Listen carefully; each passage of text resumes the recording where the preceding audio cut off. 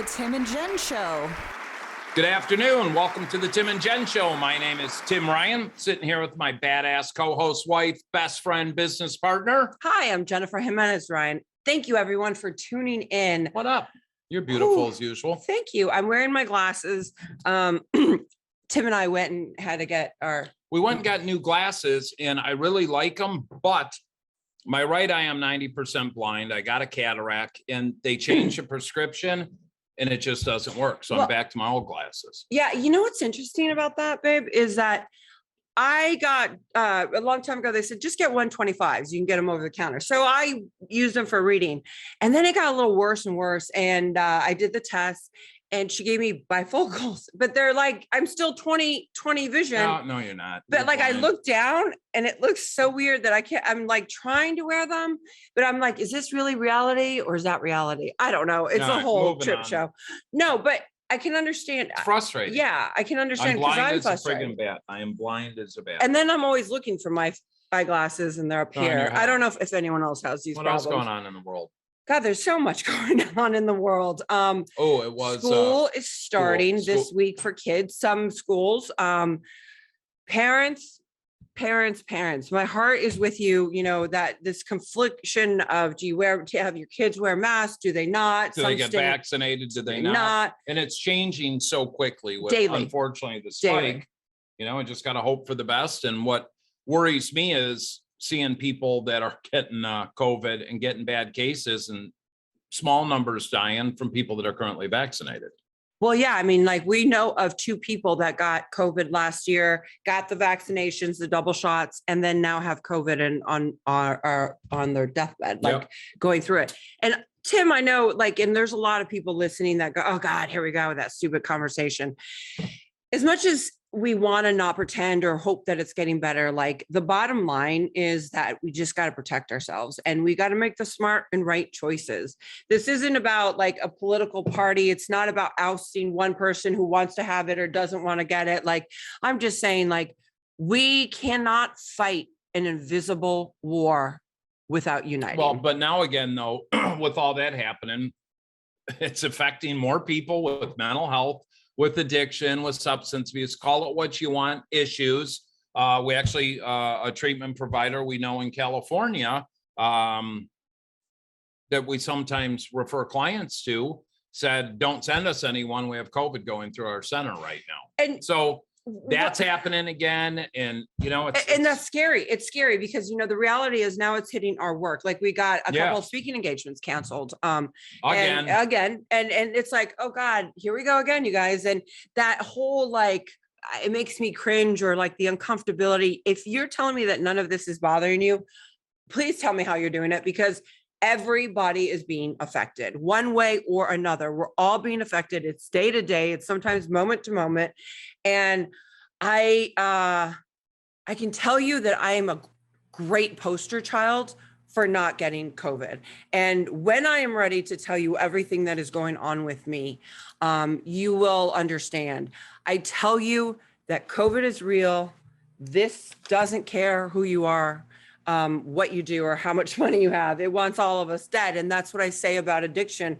And here we are with more alcoholism, more addiction than more ever before. I mean, more people having mental breakdowns. And I can tell you firsthand, somebody that I love is going through a very, very, very hard time mentally.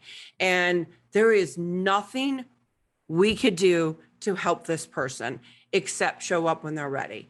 And, you know, the government says that, you know, they get them checked out and they can move around about in the world and live like a normal, you know, human being. Well, why don't you give a little more detail? You don't need to get into who the this person actually called 911 last week on themselves and said, I'm going to kill people. I'm going to kill myself. So they had a special units come. And the police in California did absolutely nothing. Person did nothing happen. Nothing. And the person's crying out for help. And I talked to the police and explained the situation. We've helped this person before. And I was baffled by the ignorance of the police, the sergeant I spoke to and the desk sergeant about mental health. And this is just one town in one state in California. And, yeah. I mean, but one of the things is that I was like, do you think this is like, this person calling themselves and saying they were going to kill people and kill themselves? Do you think this is it? And you looked at me and you said, this is going to be the greatest thing that happened. They're going to evaluate this person. They're going to go into a psych ward and they're going to get the medication they need and get the help they need. He goes, Jen, it'd be like you getting on a plane and saying you're going to blow up the plane. Great. And I felt relief and nothing fucking happened. What is going on? Like literally, I feel like I'm living in the Twilight Zone. Like, what more can we do to help somebody like this? And I don't know what the answers are, because the system, the government, there's so many broken holes. And, these are things that we'll be discussing with our next guest coming up here. I'm really excited about our next guest. It was like an instant connection and an instant we don't respect and admiration because we went to tour where he works, and he'll get into this, but his way of carrying himself, his candor, his presence, his demeanor, his humor. Yeah, he's funny and amazing and really passionate about what he does. And where we were, they were all passionate. We'll get into all that. Yeah. Let's talk about our guest. Holds an educational background in international business from the University of Tampa, an associate's degree in business management, was also in the United States Navy. And this is pretty friggin' badass. Was a ceremonial guardsman for President Bill Clinton. Crazy. He obtained a Yankee White Security Clearance. Not many people get to do crazy. This. I would probably have been one of the individuals that was shot down. Successful entrepreneurs, own consulting companies, computer software companies, and personal consulting companies. Some of his clients have ranged from John Travolta to Radisson Hotels to Los Angeles Medical Center. He is currently the executive director of Narconon in Ojai, California. This is an amazing program we're going to talk about. Who's our guest? Our guest tonight is Fabian Padro. Yes. Hi, Fabian. Welcome to the show. Hey, guys. Thank you for having me. How are you? Are adorable. I'm good. I'm good. You guys are adorable. You are. How's Ojai, California today? It's good. It's hot. It's sunny. I'm actually doing this from home today, so I took off a little early to be on this with you guys. So I'm really excited to be here with you guys. That's a beautiful thing. Beautiful thing. Fabian, let's just get into it. So where did you originally grow up? Where were you raised? So I was born in Cape Coral, Florida, by Miami, Florida. I just say Miami because most people don't know where Cape Coral's at. From two Puerto Rican parents. And then I grew up in Clearwater, Florida, Tampa, Florida area. And then after high school, that's when I joined the military, joined the Navy, and then got out, went to the University of Tampa. And then when I graduated from there, I moved to California about 15 years ago. All right. Well, that was real fucking quick. I want to get back to the Navy. Wait a minute. Wait. I want to get back to the beautiful beaches in Florida. Like I have such my heart is in Florida, and my heart is in here too, in Argentina too. But how do you want to leave Florida when it's all beautiful, clear water? Where you grew up, Clearwater, Florida. I mean, it's like you went Miami, the Navy and toured the world. Yeah, I mean, I get it, but like if I was like growing up on those kind why of waters, do you like to live in California and why do you like to live in Florida? Hello. The water, but not the water here in California. Okay, let's get back to Fabian. So I guess why the hell did you leave Florida, Fabian? Yeah. Florida's great. I love Florida. Florida's still home. I have a lot of family there. That's where my heart is for sure. But, Florida's more of a retirement, laid back type of town. And I was looking, to expand my career. Obviously, like for me, I just believe like if you're not a doctor or a lawyer, there's a kind of a cap of what you can, produce in Florida. And so I went to California. I visited California, a family member there, and just fell in love with it and just saw a lot of opportunity, a lot more people as well. So this, I think it's the third or fourth largest economy in the world as a state by itself. So I just saw a lot of opportunity there and wanted to, be an entrepreneur. And I felt like many other people who come to California, that's the place to be. Wow. Wait, what the little thing that we missed in between Florida and LA is you decided to join the military and then you exceed? Yeah, well, I did the military after high school, and Why? I grew up playing baseball, and I just didn't really have a set path, I would say, after high school. So I felt like I needed discipline and guidance. So I joined the military, and then when I was in boot camp, I got selected, randomly to go try out and be a ceremonial guard for the president. And this was in 1997. So Bill Clinton was the president, and they kept calling me back, about 5,000 people try out and 29 people make it. And I got lucky and I made it. That's awesome. What an experience. What I want to know is, I've had a lot of buddies join the service. What made you decide Navy versus, Army, Navy, Air Force, Marines? How do you pick? Yeah, well, I felt like the Navy made you use your mind a little bit more. And it was a little bit, I mean, in all honesty, being away from the front lines as well. I wanted to make sure I was coming home, and a lot of people just said, Air Force, Navy, and I just kind of chose the Navy. I had a good friend too that was joining with me, and then I ended up recruiting like 20 people from my school to come and take the journey with me. They probably all hated me afterwards, but it was fun. It was a good experience. You sound like me. When I was in the cable marketing business, I pull into Crystal Lake, Illinois. I have all my buddies meet me at the bar, and I think I talked 6 of them into moving to Colorado with me. Oh so, my gosh. Yeah. So then you get out of the Navy. What happens? Yeah, so I got out of the Navy. I mean, obviously, I think anybody that joins the military, you learn how to drink. You're definitely in an atmosphere where people are drinking. So I would say, I came out of that with, an introduction to alcohol and, going into college, and then, end up moving to after. So then I do college, and college I was a little bit more mature coming out of the military, I would say. So I was just really set on, getting my degree. And then once I, got out of school, I was working, full time in consulting and kind of learning about consulting businesses and things like that. So I took what I was learning and moved to California and then opened my own consulting firm. And then that's when I started picking up clients. That's awesome. I'm sorry, but you guys are going way too fast for me because there's so many details that we're like overlooking. Like, I'm sorry, at least for a girl like me. Yeah. What the heck? How was it with Bill Clinton, President Bill Clinton? Like, you got to see him walk by all the time. Like, that's just, I mean, you see him on TV and stuff, and that's one thing. You've seen him at the State of the Union. I saw. But like you guys, you were on, I mean, presidents. That's pretty badass. I mean, you're guarding the president. You're at the White House. Like, what? Like, what does that feel like? It's awesome. It's a great experience. I mean, being a ceremonial guard, you represent the Navy to the nation, so whenever a prime minister comes to visit the president, or there's a, White House ceremony, you're there, representing the Navy. And then we also do, we bury, our fallen. So I was in Arlington Cemetery a lot and, doing a lot of burials and things like that, which was also an amazing experience, and you see both sides of it, Is there, if you go back to that time, whether it was a prime minister, a burial, what really sears in your mind? Someone you saw speak, walk by you, a story you heard at a memorial? Yeah, I would say it was probably Bill Clinton.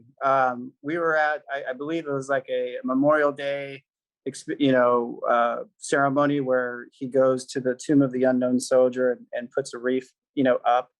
And when it comes to ceremonies, you're out there, 2 hours ahead of time in your full, regalia of gear and stuff like that, standing in the heat, and sometimes people pass out. And I remember, him walking by, and then one of the sailors, which was a female sailor, ended up passing out and falling like as he's walking by, which, one is embarrassing, and two, it's all on, camera and everything. But the thing that I noticed was that he looked back, he saw who fell, and he put the wreath up, and then we were getting on the bus, later, and then he came on the bus and actually checked on the girl to make sure she was all right, which was just like a small detail, but it was like amazing that somebody in his position cared enough to just make sure that person was okay. So that's pretty something that stuck with me, you know? Absolutely. That's And amazing. it's the little gestures that you see like that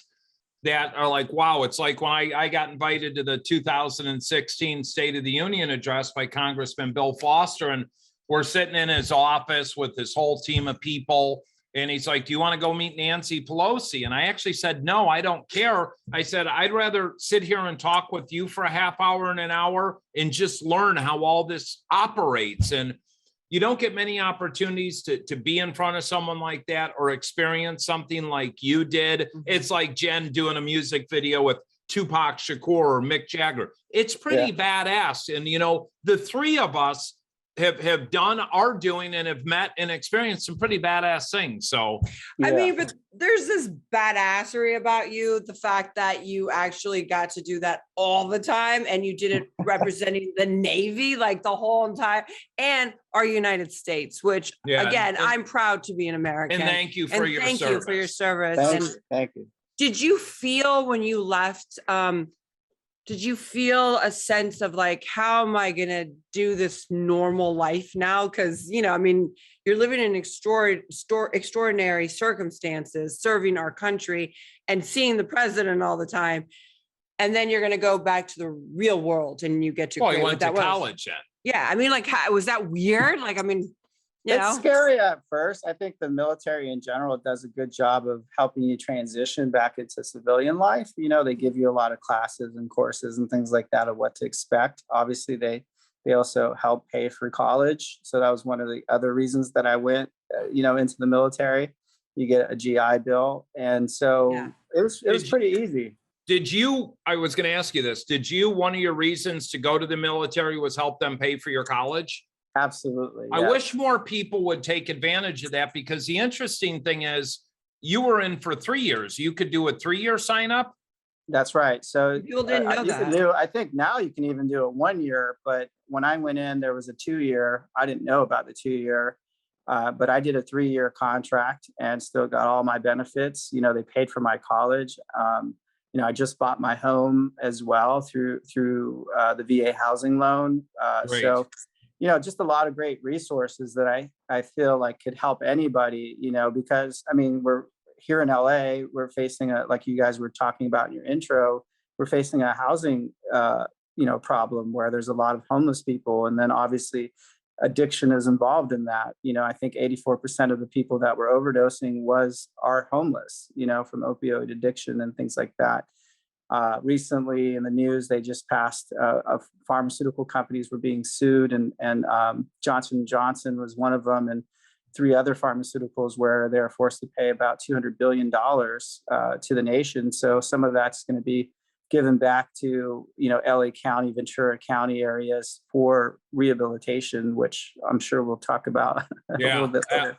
Absolutely. And I just hope these monies from Purdue Pharma, whatever, are actually going to get down and help the communities and the people, because a lot of the things I've seen in the past, the money's completely mismanaged. But welcome to the United States of America and our government.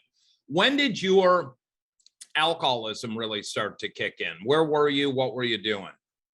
Yeah, I mean, I suffered, I would say, from a mild form of alcohol from being in the military, coming out, and then, drinking from Fridays, Saturdays, and Sundays. And then, pretty much anytime you need to go to an event by the time you get into college. And so, if you look around, most people don't understand alcoholism in the sense. I think, it differs from people to people, what you consider to be an alcoholic. I mean, I think that the definition is just somebody who can't actually just have that one drink, that the cup has always got to be full in front of them. I actually had I love that. Well, I know, but I had a psychiatrist once explain to me, they said, Tim, a person can have 1 drink a day and be an alcoholic. And I said, how is that? They said, it's a person that knows they walk in the door at 5:30 and the husband or wife, all they're obsessing about is that martini or that 1 drink they're going to have. And if the phone rings or the kid or the spouse said something, and they get all flustered because they don't get that drink at 5:30, chances are they're an alcoholic because they're obsessing and compulsing about that 1 drink. Make sense? Yeah. any physical or emotional dependency, you Yeah. know, on it. And that's what you just described right there. Well, So, too many people, Fabian, think it's a homeless person. yeah. You know, they Well, look at that's you just and not say, the- well, you the can't be face an anymore. alcoholic. Yeah, the face of addiction or alcoholism is just not the guy that's homeless under the bridge. It affects every stratus of society, you know, whether you're rich, poor, middle class. Was it affecting you when you moved to LA and got your consulting firm going? Well, I mean, before I did all that, I actually did some services that helped me, you know, withdraw from alcohol and actually handle it and get it in order, get my life in order in general. And those are similar techniques that we're using today at Narconon. So, you know, I definitely, you know, detox at 20, I'd say at 22, you know, my body started breaking down. I had gallbladder surgery. So at 22, you know, I was producing gallstones and kidney stones. Wow.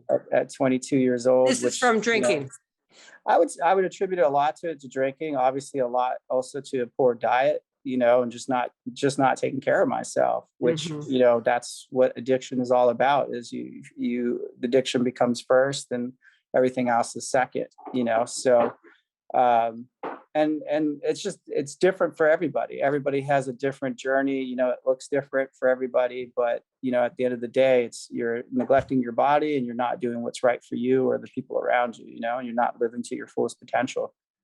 You know, I love that you're saying that because it does look different. Addiction looks different for everybody. The way it's, you know, how it runs your life, how it, you know, doesn't run your life, how it's, you know, I mean, it just looks different. Alcoholism looks different on every person.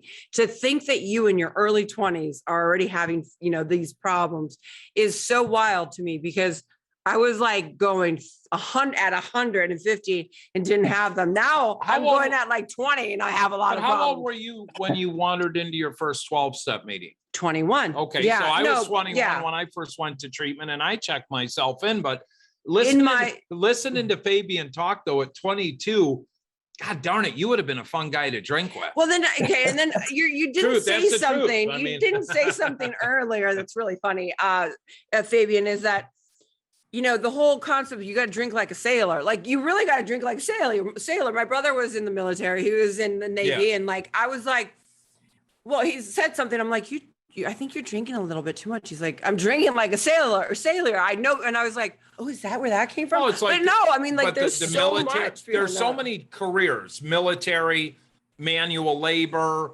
whatever, where, you know, the recruiting industry, after work, let's drink, it's drink.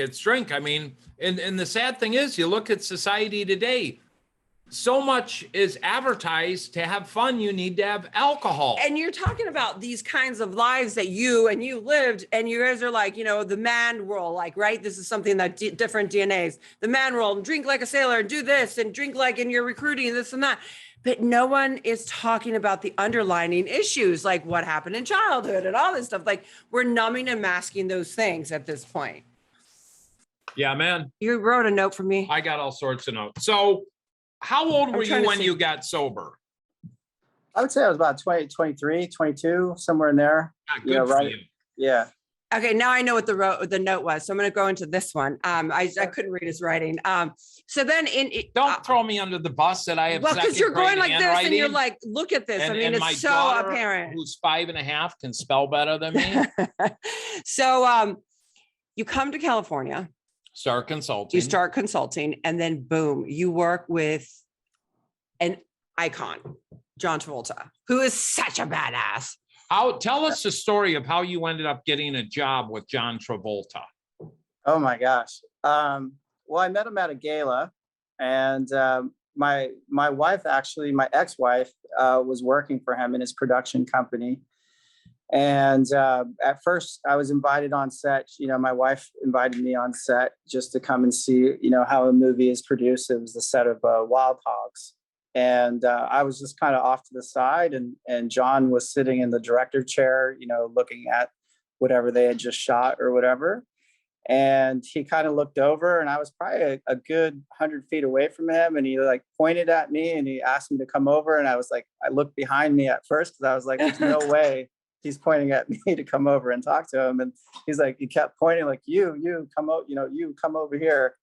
And so I went over and he just asked who I was, and I told him who I was. And he was like, "Oh, what do you think of the set?" And he just started like talking to me.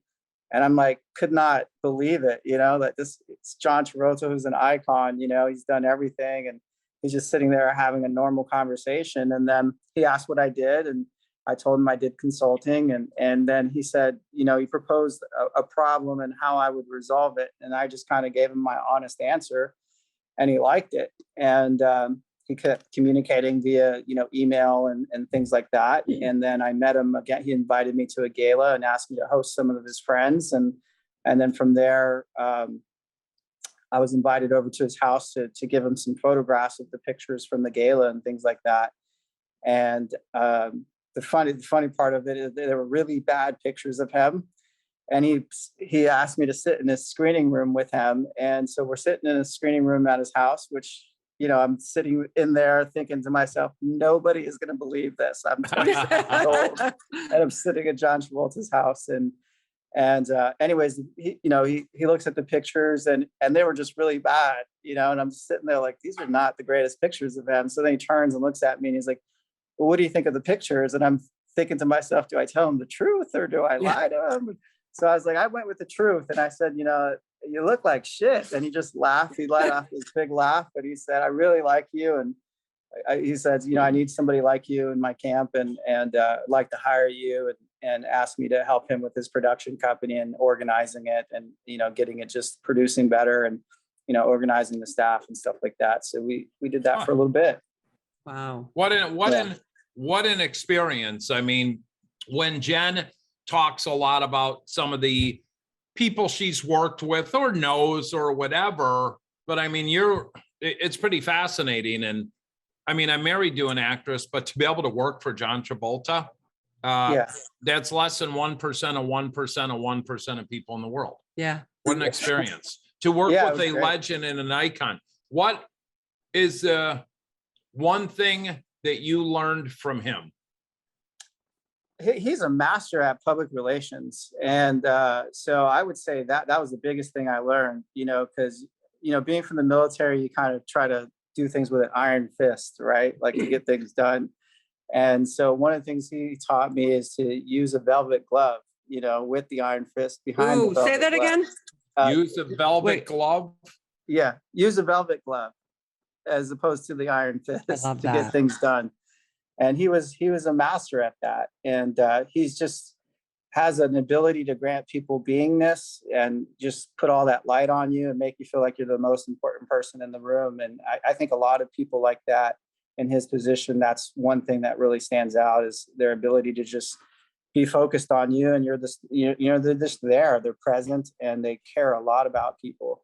You mentioned someone else like that. Oh, you were at an event, you met someone, and then you saw them a couple weeks later at another event, and they remembered your name because they asked you 3 times. Tom Hanks. Yeah. Tell that. Wait, hold on. Why are you forcing me to tell a story? I wanted to say that, I've read up a lot on John Travolta, and I love reading books on like icons and Hollywood starlets and all that. And I just recently was watching something about John Travolta and, his characters before he got his big break, and then Saturday Night, Welcome Back Carter and Saturday Night Fever and all that prior to that, and all the things he was doing and he knew and like what he loved and passion. And then he had this huge success and love. And I love how you talk about him because one of my best friends will forever be one of my best friends, Stacy Scher, had a production company with Danny DeVito and Michael Schamberg called Jersey Films, and they produced Pulp Fiction. And Stacy has nothing but wonderful things. And this woman is like the biggest name in Hollywood, like Oscars left and right, producer. And I have an ex-boyfriend that I dated at the time. And he worked with him in a movie, and nothing but wonderful things about John Travolta. And I'm so glad that you were able to learn and be so truthful and be who you are and learn from him and him learn from you as well. Like that's such a great experience that no one else will understand, Yeah. And you guys are still friends today. Yeah, we're still friends. We're still connected, and obviously, he just suffered a bad setback with his wife passing. Over 2020, I believe, and over COVID, not COVID, but other issues. But he's a great man. He's a great man, and he's going to go on and continue, rocking the screen. And I'm sure he'll come back with something big. And his daughter is also somebody to watch for as well. She has a beautiful daughter that has probably a really big career in the industry as well. And so were you in your addiction during that time? No. I already got sober. That's right. Okay. Yeah. Now, how much clean time do you have now, Fabian? I'm 40, going to be 43. So wow. I would say over 20 years. Yeah. Wow. Yeah. It's just, and I know you're not a count years and all that, but it's still pretty badass to say, hey, I got sober at 23, 24, 22, whatever. I don't know many people that got sober between 15 to 25 that have got 10, 15, 20 years. I only know a few. And it's so badass because there's so many people in this younger generation that can look up to someone like you and say, you know what, he did the Navy, did college, he did this, he struggled, put his hand up, got help, but look at the life he has today. Then you got a pretty badass life. Yeah, you do. You got a badass wife. You got a badass kid. You got a beautiful badass wife. Beautiful child. What are you going to say, honey? Does it count? Can I be kind of in the cool crowd? Because I got sober like in my late 20s. Yeah. I'm cool. And what I was trying to say about Tom Hanks was the thing you had mentioned about. Can I tell a story? So I'm going to tell a story because he wants me to tell it. Well, there's a reason I'm tying these both together. Okay. So I am at Saturday Night Live. Back in the day, they're doing like their 20th anniversary party. I'm there with Chris Kattan, Mango, and Mr. Peepers, Night at the Roxbury guy. I dated him for 3 years, and I'm there, and I'm with everybody. I mean, name them, they were there, and I was like, holy crap! And so Steven Spielberg's there, and Tom Hanks, but I'm more geeked out about meeting Steve Buscemi and Dennis Miller at the time. I don't know why, but I'm there, I'm talking to Tom Hanks and and he's asking me questions. And normally it's like, hi, how are you? Hi, how are you? Well, he stayed there and had conversation with me for about like 15, 20 minutes. And I tell him about Argentina and my family's from Argentina, my grandmother, and how much I love my nonna and this and that, and blah, blah, blah. And I don't talk to her all the time, but I want to talk to her. And we have a conversation, Steven Spielberg, and we're talking. So about a week later, I go to the GQ Men of the Year Award in New York, and I'm in the second seat. Right in front of us, right behind us is Steven Spielberg and Tom Hanks. And I turn around and Tom grabs me and goes, Jennifer, how are you? Oh my God. And they come over and he hugs me. And I'm like, whoa, it's been a week, right? Like, how does he remember my name? Like, he meets so many people, and he's talking to me and Chris at the time, and Steven's talking to us. And he looks at me and grabs my arm under here. And he goes, how is your grandmother? Did you have a chance to call her yet? And I go, how do you remember this? Like, Tom Hanks is asking me about my grandmother, like my nonna, what? And I looked at him and I go, no, I haven't had a chance yet.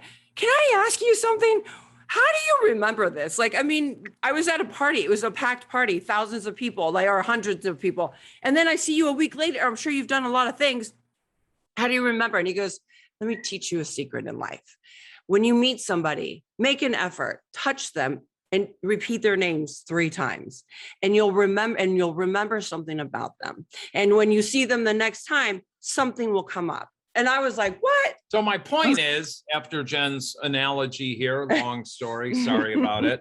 Tom Hanks. No, a lot of people like Tom Hanks or John Travolta, they have this gift, they have this talent to remember names, conversations, and that's what Travolta is like, but that's what you're like too, Fabian. You are. You have, Jen and I have met, as you have, tens of thousands of people. I can't tell you how many treatment centers we've toured and met. Yeah, it's all the same kumbaya bullshit. But when we came out and met with you in Ojai, California, you are the executive director of Narconon, which is, we'll talk about the program, but you have skills that not many people have. Kindness, genuine, and shit. I mean, we met 2 weeks later, we're going out to dinner with your wife, and That's what it's about. You were stellar. Like, first of all, I can read faces. I can read people. I couldn't read you. Oh my goodness. I couldn't read you. And you were so professional. And I'm like, okay, he's great as being professional, but like, I couldn't read you. And I'm like, babe, I think he thinks like we're weird. And I couldn't read you. But then I started watching you interact with everyone, from the guests there to the people that work there. And I watched from afar, right? Because that's what we all do. And you were the same with them as you were with us. And you continue to be that same man to us today. And meaning we still talk, we still, correspond. We still, we're still friends. We're still friends. Like, but right, it's amazing to have that quality. So there are 35,000 treatment centers in the United States of America, between for-profit, non-for-profit, Christian-based, faith-based, from your Salvation Army, your Oaks Recovery, up to, places that are 150, 200,000 a month. Jen and I personally have probably walked in combined over 2,000 treatment centers. I am not saying this because Fabian is our guest. Their program in Ojai, California is one of the top 3 programs I have ever visited in the United States of America. Fabian, tell us how you ended up working here, about Narconon, who you are, what you are, your program. Go time, buddy. Wow, thank you. Well, thanks a lot. I was really excited to have you guys tour. So Narconon obviously is a non-12-step, non-dual diagnosis program. I got originally recruited to be the executive director about 4.5 years ago. And it was actually somebody that knew me that when I was working with John Travolta recruited me. Obviously, we're a nonprofit organization. And so our program sits in Ojai, Upper Ojai. It's a 27,000 square foot facility on 45 acres. We only take 6 people at a time. And so we believe that an addict is not an addict for life. Meaning, you don't always have to worry about the bottle chasing you down the street or the needle after you or something like that. We believe that a person can get better. And we believe that, addiction usually starts for a person because they have a problem in life, an unresolvable problem.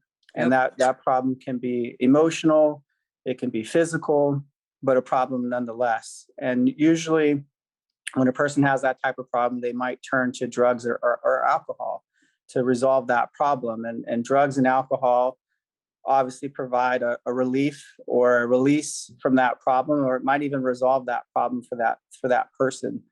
And so the bigger the problem it resolves, the higher the value the person places on that drug. And then obviously there's some other variables that we've already discussed that lead a person deeper into addiction, like peer pressure, being in an industry like the Navy or the entertainment industry where drugs and alcohol can be prevalent there, or your friends are doing it, or people it could also be that a person suffers a loss in life. Maybe somebody close to them dies or leaves them or breaks up with them, or they don't get the job, or they don't get the gig, or the modeling act, or whatever it is, right? Sure. But at the end of the day, addiction only ends in one of 3 ways. It ends with either sobriety, jail, or death. Those are your options when it comes to addiction. And so, there are some barriers that a person has to get through with addiction. And barrier 1 is cravings, So just because a person stops doing drugs or alcohol doesn't mean that all the drugs or alcohol are out of your system. Yep. There are residues that are left behind. Our program is based off the discoveries of L. Ron Hubbard, who obviously founded Scientology, but we are a secular program. So when someone does our program, they don't become a Scientologist. If they are interested in that, they would go to a church, but we're not a church. We're a nonprofit, and we're just interested in getting a person off of drugs. We're, licensed by the Department of Healthcare Services through the, LA or through California. And we have CCAP certified drug counselors that help a person get off of drugs. So the way we handle cravings at Narconon, first we do a 7 to 10 day non-medical drug withdrawal, where we're just making sure that the person's eating and sleeping correctly. They're getting a very specific regimen of vitamins and nutrition. because drugs and alcohol, they strip the body of vitamins and nutrition, and the person is usually not sleeping really well, and they're not eating really well. So we're making sure those basics are just in. We do cognitive therapy called objectives that gets the person just present in their present time environment. And then we have massage techniques called assist that help. They're therapeutic and helping ease the withdrawal symptoms. So that's the first 7 to 10 days. Well, and then, now, hold on. On top of that, though, you guys, because Jen and I was blown away because you showed us what, the rooms they use for detox, but the saunas that people can go in, the swimming pools, because I can remember I'm an opiate addict and a drunk, but kicking. You're hot, you're cold, you're 1 minute you're freezing, next minute. So I was constantly in and out of the shower. But if I had a sauna, I could sit in and go take a hot shower or a cold shower and back to a sauna and rest and be getting all these vitamins and nutrition. Holy cow, what a difference. I'm smiling because all I keep thinking about, like me and you in treatment there, all I would want to do is be right next to the chef and have him feeding me. Yeah, I mean, but the thing that's all I would want. You got to understand here, there's an MAT track, but they're not putting people on Suboxone and psychotropics and methadone. What? I need to talk. I'm going to raise my hand because I do know that everything you're asking and everything you're saying is so important and informative. The vitamin regimen. But the vitamin regimen I keep thinking about too. But I got to say this for all those that are out there listening and, you're a little closed-minded or maybe not, comfortable having these conversations or listening to this podcast. There are many ways to get into recovery, to get into recovery, get sober. There are many ways. One of the things is that people had asked us, and we actually posted a photo of us going there, and we got attacked by a lot of people. We didn't get attacked. They're like, ton of positive, but but we got attacked. So let me say this. I want to make it very clear to people, and it's not just because of what we're talking about now here. So sometimes people that own treatment centers are recovering addicts. So drug addicts, right? Open treatment centers. Businessmen open treatment centers. Women open treatment centers. L. Ron Hubbard opened a place that was a safe place, just like the drug addict or the ex-drug addict or the businessman. That's what I'm saying here. Well, it's not, you need to join some kind of religion or okay, it's I'm not gonna cut you off and stop you. People get fucking educated. There's 45, if I'm right, locations worldwide. They're all over and they're individual nonprofits. We ran Man in Recovery Foundation. What I noticed at this program, because we had the opportunity to meet with all the clients that were there, we got to watch some clients move to next levels and one graduate. But I think 2 of the clients or 3 were chronic relapsers, and some have been to some really high-end programs. Guess what? They're getting sober at this place because they're getting down to the causes and conditions and giving people tools that I wish more places were implementing. And my question out of the gate was, I'm like, this has got to be a $150,000 a month program, 200,000, and it's not. That's what really blew me away. And you take out a network insurance or cash pay, and anybody can come to your program. And I'm telling people that are listening, Fabian, we'll talk about it when the show's ending, but how can people check out your program? Where can they go if they're listening right now and got a loved one that needs help? Yeah, so you can go to Narconon, Ojai.org. So that's narco meaning narcotics, non meaning no drugs. So Narconon, Ojai.org. You can call us at 805-798-8040. And, one of our staff member will help you if you need help, getting somebody or yourself or a loved one into treatment. And then we do a verification of benefits. So we do take PPO insurance, so that covers a good portion of the program as well. And we can go ahead and see what your insurance covers and give you a very specific price on what it doesn't cover. And that's how they can find us. And then, So 5 years ago, you have no concept of this industry whatsoever. You're doing your own deal. Yeah. Where you're at now, you're executive director of an amazing program. Where do you see this? Where do you see your career going? Are you content? Do you want to grow? No idea. Yeah, well, I've always had a passion for helping people. From consulting, I also, had a counseling group that I owned as well. That's what really made me interested in getting into drug treatment, because I saw a lot of clients that were coming through the counseling group that had drug addiction issues and things like that. And so naturally, I wanted to find something that was able to help them. If I could go back to the program too, I just want to kind of explain the program. So the sauna part is the second part of our program. And obviously, like when a person stops doing drugs or alcohol, the residues aren't out of their body.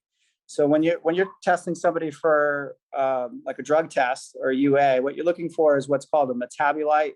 And metabolites only exit the body through your urine, sweat, or feces. And so metabolite is essentially the fingerprint of the drug that you've ingested into your body, and that's what it gets converted into. And metabolites are attracted to what are called fat solubles in the body, meaning your fatty tissues. So drugs and alcohol get lodged in your fatty tissues. Alcohol has a very specific metabolite. THC has a very specific metabolite. Opioids have a very specific metabolite, and that's what reads. So with the new life detoxification, what we're doing there, the person starts with a 30-minute exercise. They get a specific vitamin regimen, and then they go in the sauna and they sweat the drugs and toxins out of their bodies. So it's like an oil change for the body, and the person looks amazing. You can see the whites of their eyes again. Their skin looks amazing. Their hair looks amazing. They feel good. And we're just getting the body right on those first two steps. And then the second step is just more cognitive therapy. And then they're doing more objectives, getting more present, taking care of their mind. And then the last portion of the course is called new life improvement courses, where they learn about negative and positive people in their life, who to get rid of, how to identify the positive people from the negative, and getting rid of the drug dealers or the doctors that keep prescribing the opioids to them and things like that. And then surrounding themselves with better people. And then they also take inventory of the things that they feel guilty about. So the second barrier that a person has to overcome is depression. So anybody suffering from drugs or alcohol normally suffers from some depression. And that's what these other treatment programs, modalities, I think are trying to treat is depression. Well, you're depressed, here's a pill. Or, you have anxiety, here's a pill. Well, at the end of the day, I don't believe a pill resolves your problems. It only masks the problem. So with objectives and cognitive therapy in our program, it gets the person actually to be able to sit there comfortably and confront the problems, and give them the skills, communication skills that they need to confront the problems, as opposed to turning back to drugs and alcohol to resolve the problems. And then the last barrier a person has to get over is guilt. A person suffering from drugs or alcohol probably suffers from some form of guilt. There's things that they're doing that they don't feel good about. So our courses, our life improvement courses, directly address that, from positive to negative people in your life. And then what are the things that you feel guilty about, and writing those things up and experiencing relief from that, and forgiving yourself for those things, but also seeing that you're not in a good condition in life, because you start to see the path that led you down to these decisions that you ultimately made. So then what are the steps to get out of that? And that's what our, changing condition life courses teach the person, and then they graduate. And so our program is about an 8 to 10 week program on average. See, just there, 8 to 10 week. I mean, Fabian, I'm seeing people with, unfortunately, an HMO insurance policy certifying for 14 to 18 days of treatment. It doesn't work. I mean, I love that you're 8 to 10 weeks and you've got an alumni program. You guys also have a really cool golf outing coming up. We do. Talk about that. Yeah, so October 24th, which is the beginning of Red Ribbon Week in October, which is to raise awareness for substance abuse and recovery. We're going to be at the Ojai Valley Inn, which is in Ojai, California, and we're going to be putting on a celebrity golf event. It's our first one, to help raise awareness for drugs and alcohol. And we have some celebrities that are going to be out there. Hopefully you guys can make it as well. Absolutely. Yeah. So that's what we're going to be doing out there. How can people, if they want to sign up for that or get some info, where can they find that? Well, they can email me if they want information on that. I can send it out to them. It's Fabian Padro, PIC @gmail.com. So Fabian Padro pick @gmail.com. And then I can send them out an info.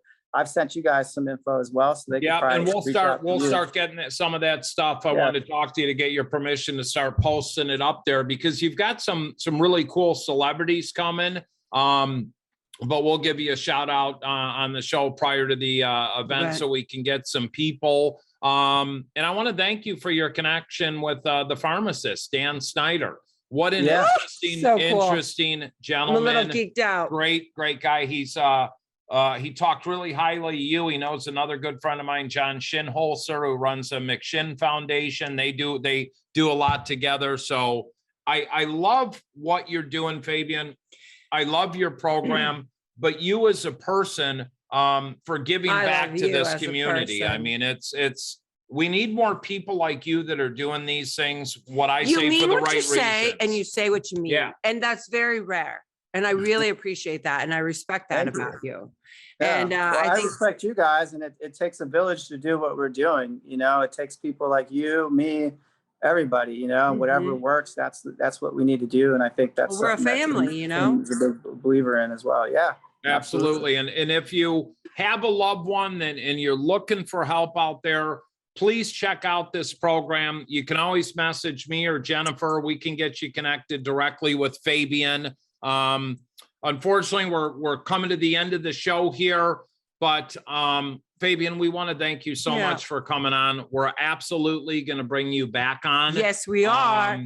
And we'll be talking about the outing. Yeah, October. Absolutely. The golf outing and your amazing program in Ojai. We want to thank Lux Media. Thank you. Our sponsors Candace out there, Chris, Candace. And all our sponsors. Chris, Fabian, and if you... Fabian, thank you. Why'd you cut me off? Because I really want to tell you that we really value you and everything that you're doing. And I'm sorry we couldn't get into the studio, but next time we have you, we will get in there because it's too hot doing it like this. I know. In my house. All right. But and if you want to get a hold of Jen and I, dopetohope.com or Tim at dopetohope.com. Fabian, speaking interventions, Fabian, they give it out again. If they want to reach your program, what's the best way to contact you? Yeah, so it's www.narconon.org. So narconon.ojai.org. You can call us at 805-798-8040, or you can email me at fabianpadro.pic@gmail.com. And I'll pick up the phone, call you, even if it's just to talk to you, whatever you need. I'm here to help. Fabian, we absolutely love you. We would like to thank you for coming on the Tim and Jenn Show. And I also want to thank everyone who tuned in today. If anything, just give yourself a break this week. Amen. Rock and roll. For the Tim and Jenn Show, I'm Tim Ryan, my co-host, better half, best friend, wife, Jennifer Menez. Fabian signing out. We'll see you next week. Later. We want to talk to you about Clean Cause, better caffeine. What's in the can? Our organic, sparkling Herba Mate is a premium pick-me-up that won't let you down. Every can of Clean Cause contains 160 milligrams of better caffeine, and each sip supports recovery from alcohol and drug addiction. 50% of the profits go to assist people into sober living. Check out cleancause.com. Seaside Palm Beach is an executive luxury addiction treatment center located in Palm Beach, Florida. Our private clients come from all over the world, including business executives, professional athletes, celebrities, and more. Seaside Palm Beach offers first-class amenities and high-end accommodations, including a gourmet culinary experience, ocean views, pet-friendly facilities, and access to cell phones and laptops during your stay. If you or a loved one are struggling with addiction, please call us at 877-959-5053. Again, that number is 877-959-5053. Now, glutathione is a big word, but it's the body's own master antioxidant. So it's a scavenger for free radicals, for bacteria, and what's relevant now, viruses. This is new to the marketplace. There's no other product on the market that has the ingredient NACET. And basically NACET increases the production of that glutathione that is in our body already to strengthen and enhance our immune system and keep it strong. Elevated sense of well-being. Supports muscle strength and endurance. Cognitive function. Powerful liver support.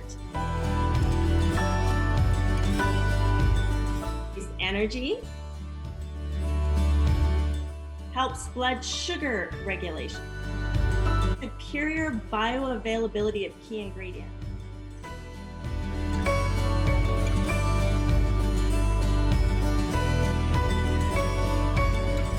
One of your best defenses against COVID is a strong immune system. Taking GSH Plus as a daily supplement does all that. And now we have the product out on the marketplace.